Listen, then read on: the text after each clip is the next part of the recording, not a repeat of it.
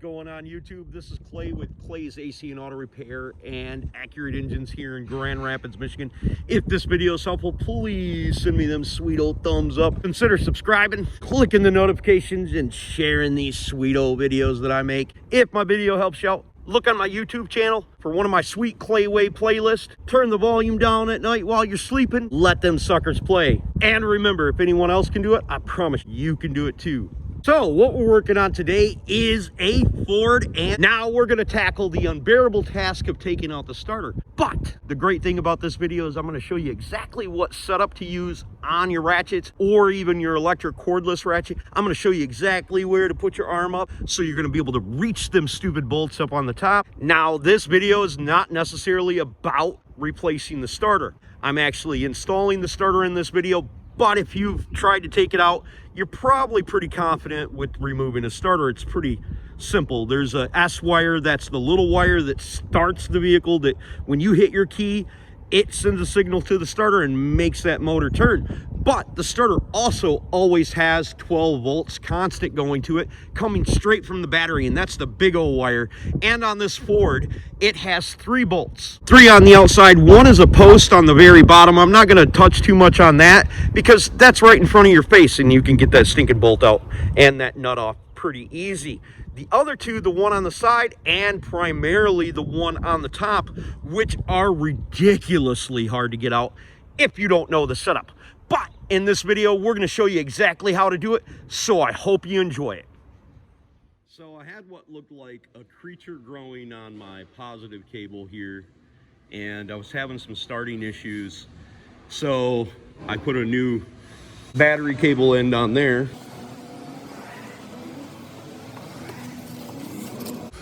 And then I go up underneath here, there's a creature growing there on my ground wire. That's really important. And another creature growing there. So we're gonna disconnect the positive battery cable. We're gonna clean them creatures off and hopefully the vehicle starts and runs. Well, in my situation, it was the cable from the solenoid to the starter that had rusted off because of this corrosion. Okay, so the setup is really important to getting the side bolt out and the top bolt out. Using this setup, which is a wobble socket, get one at Harbor Freight if you don't already have one, 2 1-inch extensions and 1 3-inch extension. If you do that, it'll give you just enough room. Your starter will end up landing right about here on the end, and that'll allow you enough space to get your ratchet inside there, take your bolts out and put them in. And if you're like me, you can use an electric cordless ratchet or even an air ratchet. That will make this job so much simpler, and you'll have this starter out in a matter of minutes versus messing with trying to turn this stinking top bolt out. So there you go.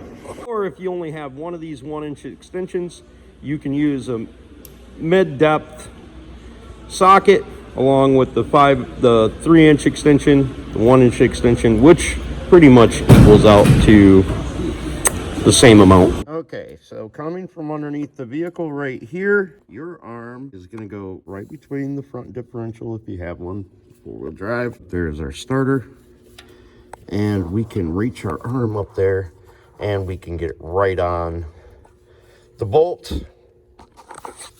with the extension and everything on there, and tighten it up with our air ratchet and loosen it with our ratchet. Pretty good stuff, eh?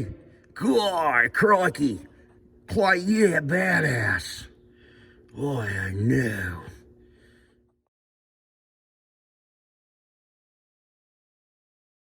Okay, so we got the socket on there, and then you can see the tip of our extension right there.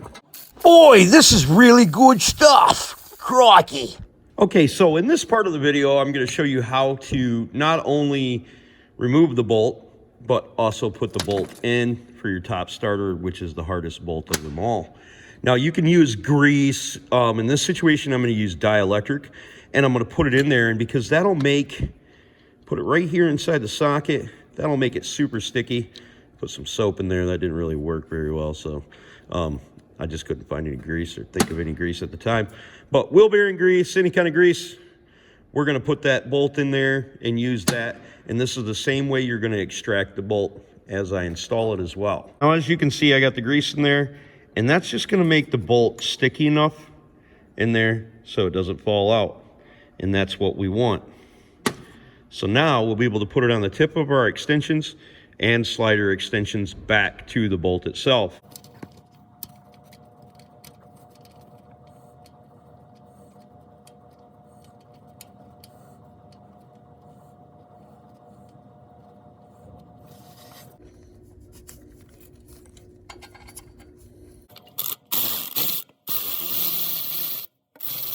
If you guys found that video to be helpful, please consider subscribing, clicking the notification, sharing my videos, giving them sweet old thumbs up.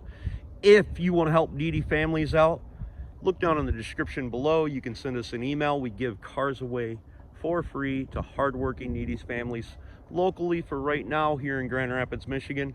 And we think that's pretty cool. Remember, if anyone else can do it, you can do it too. And if you have a question for me, you can hit me up on Clay's AC and Auto Repair on the Facebook Messenger. I certainly try to help all the folks that I can as much as I can. I can't guarantee you I'm always right. God bless. Have the best of days.